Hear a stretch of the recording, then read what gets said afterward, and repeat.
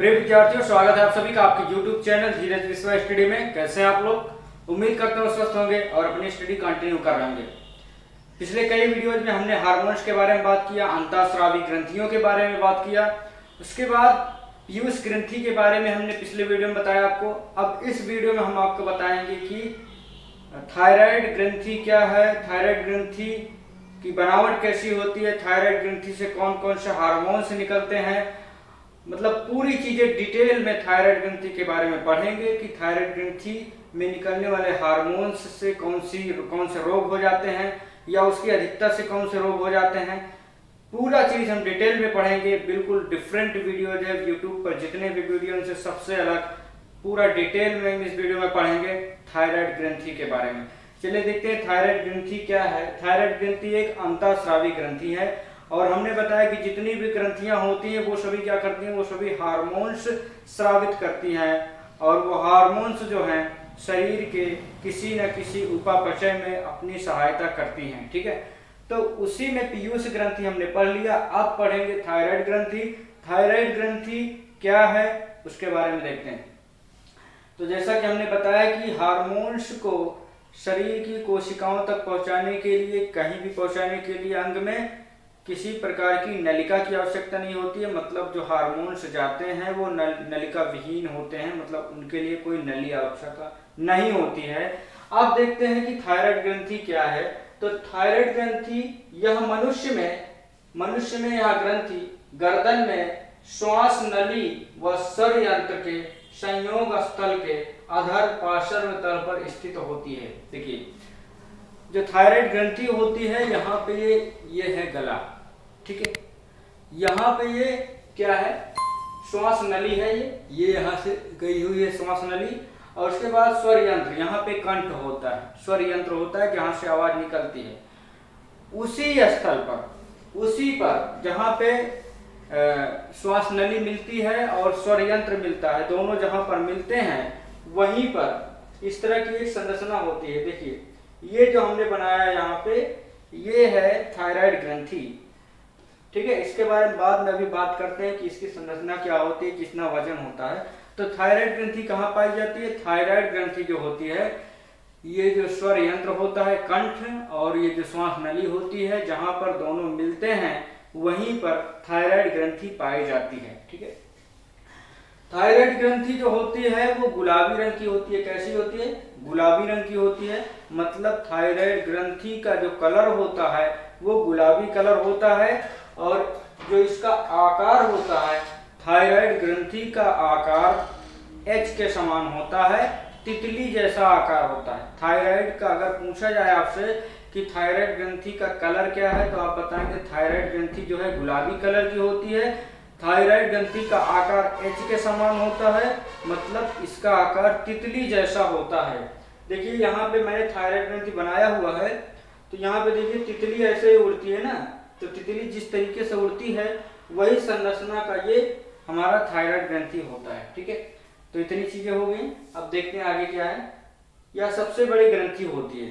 Thyroid ग्रंथि जो होती है वो शरीर की सभी अंतःस्रावी ग्रंथियों से बड़ी ग्रंथि होती है, ठीक है। अगर क्वेश्चन में आ जाए कि अंतःस्रावी ग्रंथियों में सबसे बड़ी ग्रंथि का नाम बताइए, तो आप बताएंगे थायराइड ग्रंथि।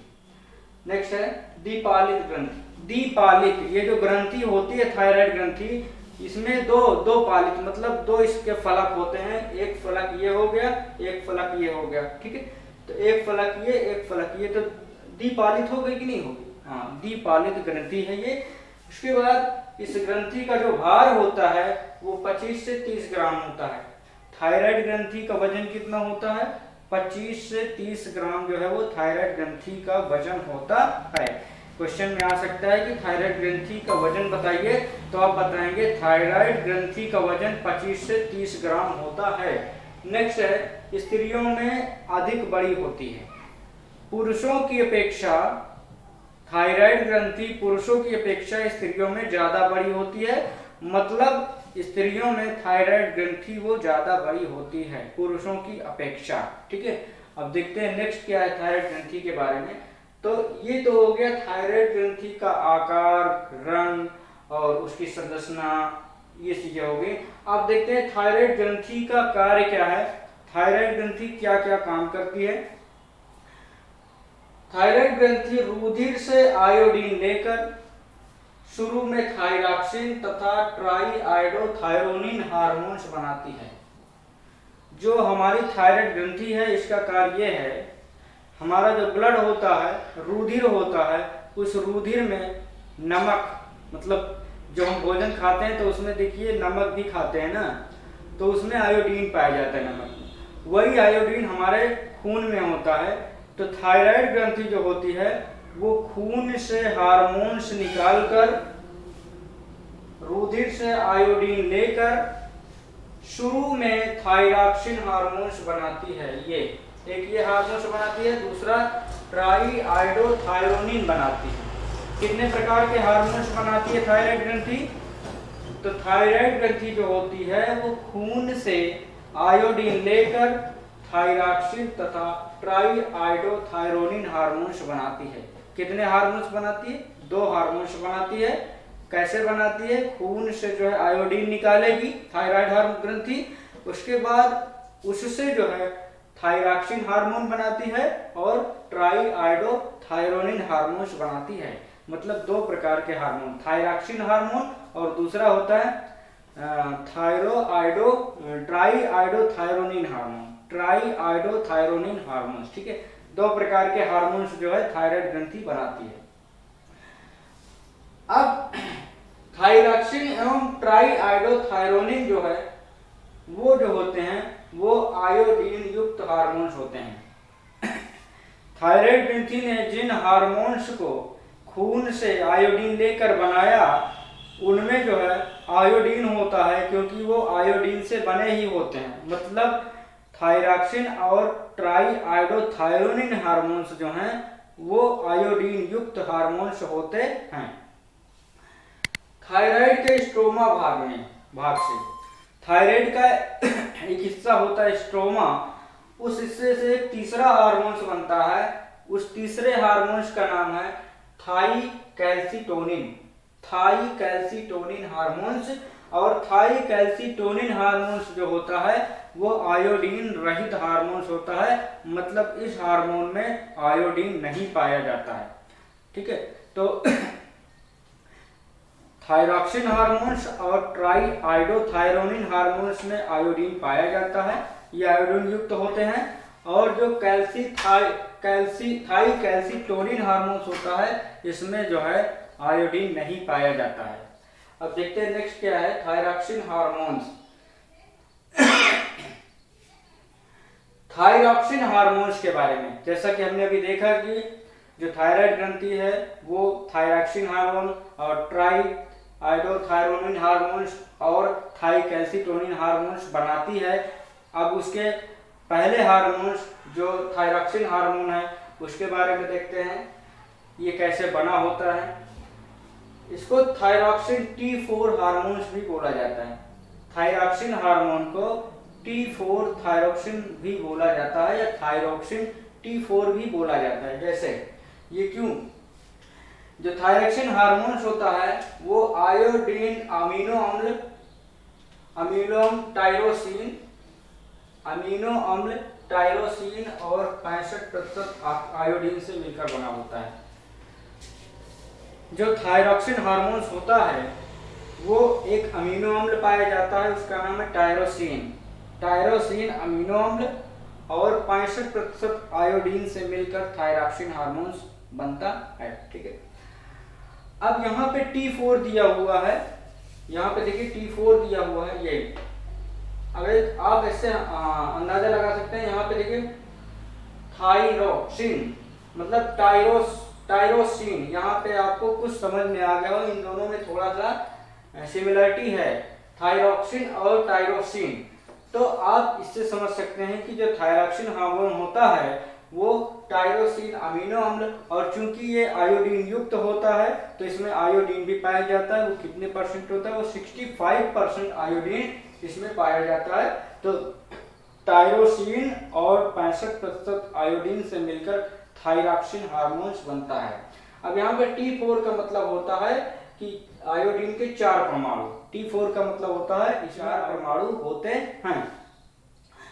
अब इससे होता क्या है, इसको और क्या चीज कहते हैं, देखिए थायरॉक्सिन के अल्प श्रावण को हाइपोथायराइडिज्म कहते हैं। जब थायरॉक्सिन हार्मोन कम मात्रा में उत्सर्जित होता है या कम मात्रा में स्रावित होता है या कम मात्रा में बनता है, जब थायरॉक्सिन हार्मोन्स कम मात्रा में बनता है तो उस स्थिति को हाइपोथायराइडिज्म कहते हैं। हाइपो मैंने बताया था कि हाइपो मतलब होता है कम, थायराइडिज्म तो इस यहाँ पे क्योंकि थायराइड ग्रंथि से निकलता है तो इसको क्या बोलेंगे, हाइपोथायराइडिज्म कहते हैं। जब थायरॉक्सिन हार्मोन कम मात्रा में बनता है तो इसको हाइपोथायराइडिज्म कहते हैं। और इस हाइपोथायराइडिज्म हार्मोन्स का काम ये होता है कि ये मूलभूत उपापचय की दर पर नियंत्रण रखता है। जो भी कैटाबॉलिक रिएक्शंस हमारे बॉडी में होते हैं उनकी क्रियाओं को ये बैलेंस करके रखता है। चलिए देखते हैं कि थायराइड ग्रंथि से निकलने वाला जो हार्मोन्स है थायरॉक्सिन हार्मोन्स, उस थायरॉक्सिन हार्मोन्स के कम बनने पर शरीर पर क्या प्रभाव पड़ता है, कौन कौन से रोग हो सकते हैं, तो देखते हैं। थायरॉक्सिन हार्मोन के अल्पस्रावन से होने वाले रोग। जब थायराइड ग्रंथि में थायरॉक्सिन हार्मोन कम मात्रा में बनता है तो उससे शरीर पर निम्न रोग हो जाते हैं। पहले रोग का नाम है जड़वामनता। जड़वामनता, वामन यहाँ पे देख सकते हैं, वामन, वामन का मतलब होता है बावना। वामन मीन्स क्या होता है, बावना होता है। तो जड़वामनता इस शब्द से आप समझ सकते हैं कि इस थायरॉक्सिन हार्मोन्स की कमी से जड़वामनता रोग हो जाता है। और ये जड़वामनता रोग होता क्या है तो देखते हैं। पहली चीज तो यहाँ पे लिखा है जड़वामनता। वामनता का मतलब बौनापन। बच्चों में थायरॉक्सिन हार्मोन की कमी से बौनापन हो सकता है, जड़वामनता रोग हो सकता है। और जड़वामनता रोग में इतनी चीजें शामिल होती हैं। तो थायरॉक्सिन हार्मोन से जब बच्चों में कम मात्रा में बनता है तो बच्चों में बौनापन आ जाता है, मतलब बच्चे जो है वो उनके शरीर का विकास नहीं हो पाता, वो बौने रह जाते हैं, उनकी लंबाई नहीं बढ़ पाती है। ठीक है, आपने अपने आसपास के बच्चों को देखा होगा, जिन लक्षणों को मैं बताऊंगा आप लोग उनको जो है देखिएगा कि क्या ऐसे लक्षण दिखते हैं बौने बच्चों में। तो जड़वामनता रोग किस वजह से होता है, थायरॉक्सिन हार्मोन्स कम बनने की वजह से होता है। तो इसमें बच्चों में क्या हो जाता है, बौनापन हो जाता है, बच्चों में सिर बड़ा रहता है। जो थायरॉक्सिन हार्मोन्स जब थायराइड ग्रंथि में कम बनता है तो उससे क्या होगा, बच्चों में जो सिर होगा, सिर का आकार बड़ा होगा, होंठ तथा जीभ मोटी होगी। जो होंठ होगा वो मोटा होगा और जो जीभ होगी वो भी मोटी होगी। और उसके बाद शुष्क त्वचा, और जो बच्चा होगा उसका जो त्वचा होगा ना, उसकी त्वचा जो है सूखी रहेगी, उसमें नमी नहीं रहेगी, बहुत खुरदरी त्वचा लगेगी और पेट बाहर निकला हुआ होगा। तो ये है जड़वामनता रोग के लक्षण। और जड़वामनता रोग जो है वो थायरॉक्सिन हार्मोन्स की कमी से होता है। ठीक है, तो बौनापन हो जाएगा, बच्चों का सिर बड़ा होता है, होंठ व जीभ मोटी होती है, पेट बाहर निकला हुआ होता है और त्वचा शुष्क होती है, नम नहीं होती है, चिकनी नहीं होती बल्कि खुरदुरी होती है। अब जो दूसरा रोग है थायरॉक्सिन हार्मोन्स के कम बनने से या थायरॉक्सिन हार्मोन की कमी से जो दूसरा रोग हो जाता है उसका नाम है मिक्सीडेमा। मिक्सीडेमा रोग क्या होता है, जब युवाओं में थायरॉक्सिन हार्मोन की कमी हो जाती है तब उनके बाल झड़ने लगते हैं। आपने ये देखा होगा कि बहुत से लोग शिकायत करते हैं कि हाँ मेरे बाल झड़ने लगे हैं, मैं गंजा हूँ, मतलब बहुत सारा प्रॉब्लम बताते हैं बाल से संबंधित। तो आप समझ जाइएगा कि थायरॉक्सिन हार्मोन्स की कमी से ऐसा हो रहा है। तो युवाओं में जब थायरॉक्सिन हार्मोन की कमी हो जाती है तो उनका बाल झड़ने लगता है, त्वचा फूल आती है। ठीक है, त्वचा में क्या हो जाता है, सूजन आ जाती है, मतलब ऐसा लगेगा त्वचा मोटी हो गई है, फूली हो गई है। और शरीर क्या होगा, बहुत मोटा हो जाएगा, वो स्थूल हो जाएगा। स्थूल का मतलब होता है तुला। ठीक है, तो जैसे कुछ युवाओं को आप लोगों ने देखा होगा, वो कहते हैं कि हम भोजन कम खाते हैं, कम खाते पीते हैं, लेकिन फिर भी हमारा शरीर मोटा हो गया है। उनकी त्वचा सूखी सूखी लगेगी और बहुत सूजन उनकी त्वचा में, जैसे लगेगा सूजन आ गई है इसके शरीर में। तो वो किस वजह से होता है, और उनके बाल भी झड़ने लगते हैं। तो ये जो है मिक्सेडिमा रोग की वजह से होता है। और ये मिक्सेडिमा रोग जो होता है ये थायरॉक्सिन हार्मोन की कमी से होता है। अब जो नेक्स्ट रोग होता है वो देखें, सामान्य घेंघा रोग, सिंपल ग्वाइटर। घेंघा, घेंघा का मतलब अभी हम बता रहे हैं आपको। तो जो घेंघा रोग होता है, सामान्य घेंघा रोग, सिंपल ग्वाइटर जो होता है वो थायरॉक्सिन हार्मोन की कमी से होता है। और इस सामान्य घेंघा रोग होता क्या है, जब थायराइड ग्रंथि फूलकर कालर के समान हो जाती है। यहाँ पे हमने बताया कि थायराइड ग्रंथि, अभी मैं यहाँ पे बनाया हुआ था थायराइड ग्रंथि, जो कि द्विपालित तो होती है, गुलाबी रंग की होती है, तितली जैसा आकार होता है। उस ग्रंथि में क्या हो जाती है, सूजन आ जाती है। थायराइड ग्रंथि में सूजन आ जाती है और वो फूल जाती है यहाँ पर ऐसे। आपने किसी किसी के देखा होगा, यहाँ पे ग्रंथि होती है, ये फूल कर इतनी बड़ी हो जाती है, ऐसे कटोरे जैसा हो जाता है। तो इस ग्रंथि को, इस जो रोग हो जाता है, इसको क्या कहा जाता है, घेंघा रोग कहते हैं। घेंघा रोग जो होता है, ये सिंपल ग्वाइटर जो होता है, ये पहाड़ी क्षेत्र के लोगों में ज़्यादा होता है, क्योंकि उन लोगों के भोजन में आयोडीन की कमी हो जाती है, जिससे थायरॉक्सिन हार्मोन कम मात्रा में बनता है और उनको घेंघा रोग हो जाता है। अब आप समझ सकते हैं कि आयोडीन की कमी से ही घेंघा रोग होता है। क्यों? क्योंकि थायरॉक्सिन हार्मोन में हमने अभी देखा कि टायरोसिन एक अम्ल पाया जाता है, अमीनो अम्ल, और 65% आयोडीन की आवश्यकता होती है। जो ये सामान्य घेंघा रोग होता है ये आयोडीन की कमी से होता है। क्यों? क्योंकि देखिए, जो थायरॉक्सिन हार्मोन है उसमें जो है टायरोसिन अमीनो अम्ल पाया जाता है और 65% आयोडीन पाया जाता है। मतलब इन दोनों से मिलकर थायरॉक्सिन हार्मोन बनता है। इसका मतलब जिसको आयोडीन कम मात्रा में प्राप्त होगा, जिस व्यक्ति को, या जिस व्यक्ति में आयोडीन की कमी हो जाएगी, उसको घेंघा रोग हो जाएगा। इसका मतलब जितने यहाँ पे रोग लिखे हुए हैं, जड़ वामनता हो गया, मिक्सीडेमा हो गया, सामान्य घेंघा या हाशीमूटो रोग हो गया, ये आयोडीन की कमी से हो जाते हैं। क्योंकि आयोडीन पर्याप्त मात्रा में रहेगा तभी तो थायरॉक्सिन हार्मोन बन पाएगा। तो इसका मतलब सामान्य घेंघा रोग जो होता है, जो कि यहाँ पे ग्रंथि फूल कर इतनी बड़ी कटोरा जैसी हो जाती है, ये आयोडीन की कमी से होती है, मतलब थायरॉक्सिन हार्मोन कम मात्रा में बनने से होता है। अब नेक्स्ट जो रोग है वो है हाशीमीटो रोग। हाशीमीटो रोग वो रोग होता है जिसमें कि व्यक्ति के शरीर में विभिन्न औषधियां जो वो खाता पीता है, जो औषधि, जो मेडिसिन वो खाता है व्यक्ति, वो औषधियां जो है विष बनाने का काम करने लगती हैं। जब आयोडीन की कमी हो जाती है, जब मैं बोलूँ आयोडीन की कमी तो मतलब समझ लेना कि थायरॉक्सिन हार्मोन की कमी, ठीक है। तो थायरॉक्सिन हार्मोन की कमी से व्यक्ति के शरीर में जो भी वो दवाइयाँ खाएगा, वो दवाइयाँ जो होती हैं विष बनाने का काम करने लगती हैं, मतलब एंटीबॉडीज बनाने का काम करने लगती हैं, ठीक है। इसीलिए इस हाशीमोटो रोग को बोला जाता है थायराइड की आत्महत्या। हाशीमोटो रोग को थायराइड की आत्महत्या बोला जाता है, क्योंकि जो भी दवाइयाँ, जो मेडिसिन वो व्यक्ति खाएगा जिसमें कि थायरॉक्सिन हार्मोन की कमी होने की वजह से हाशीमोटो रोग हो गया है, उसमें विष बनने लगेगा और इस रोग को जो है थायराइड की आत्महत्या रोग भी बोला जाता है। तो ये रहा आपका थायरॉक्सिन हार्मोन के कम बनने से होने वाले रोग। अभी हम देखते हैं कि थायरॉक्सिन हार्मोन ज्यादा बनेगा तो उससे कौन सा रोग हो जाएगा।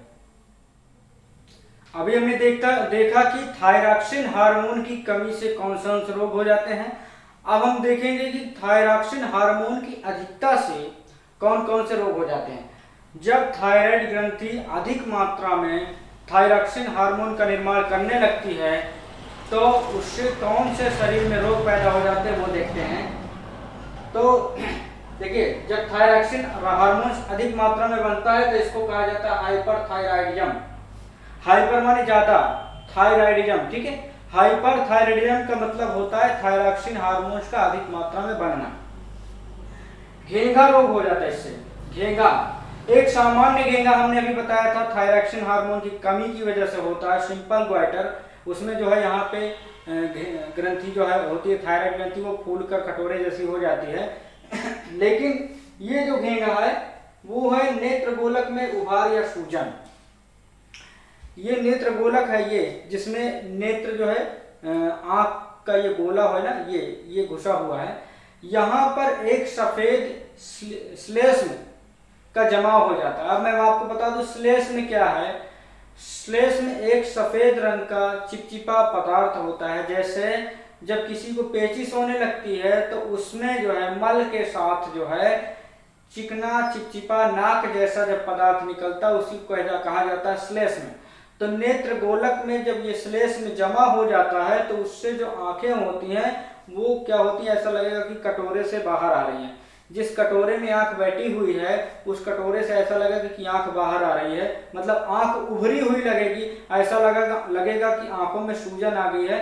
आपने ऐसे लोगों को देखा भी होगा कि उनकी आंखों जो गोल गोल हमारा आंख है वो ऐसा लगेगा कि बाहर ज्यादा निकल आया है। ठीक है, तो ये होता है घेंगा रोग। ये होता है थायराइड हार्मोन, थायरॉक्सिन हार्मोन्स की अधिक मात्रा में निकलने से।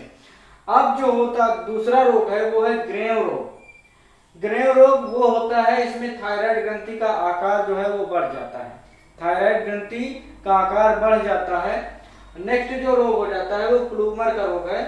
प्लूमर का रोग वो होता है जब थायराइड ग्रंथि में जगह जगह पर गांठें पड़ जाती हैं।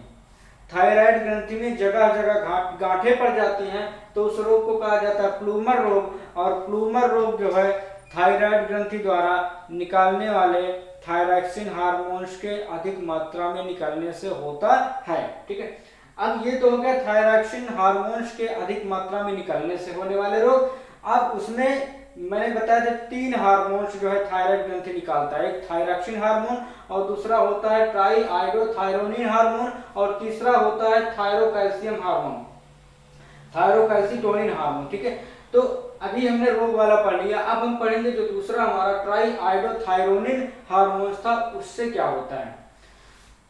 तो इसमें यहाँ पे लिखा हुआ ट्राईआयोडो मतलब इसमें आयोडीन के 3 परमाणु होंगे। ट्राई का मतलब होता है 3, तो आयोडीन के 3 परमाणु होते हैं इस हार्मोन में। और इस रोग के जो इस हार्मोन्स की वजह से जो रोग होते हैं या जो कार्य होते हैं वो सेम जो थायरॉक्सिन हार्मोन्स की वजह से होते हैं वही रोग और कार्य इस ट्राईआयोडोथायरोनिन का भी है। ठीक है, तो इसका कोई अलग कार्य नहीं है, जो ऊपर कार्य बताया गया वही कार्य ट्राईआयोडोथायरोनिन का भी है। अब थायरोकैल्सिटोनिन, अब यहाँ पे आपको दिखेगा कितनी चीजें दिखेंगी। यहाँ पे कैल्सिटोनिन लिखा हुआ, कैल्सी का मतलब कैल्शियम से रिलेटेड है।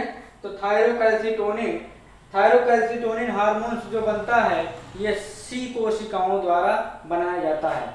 सी सेल्स द्वारा थायरोकैल्सिटोनिन हार्मोन्स बनाया जाता है।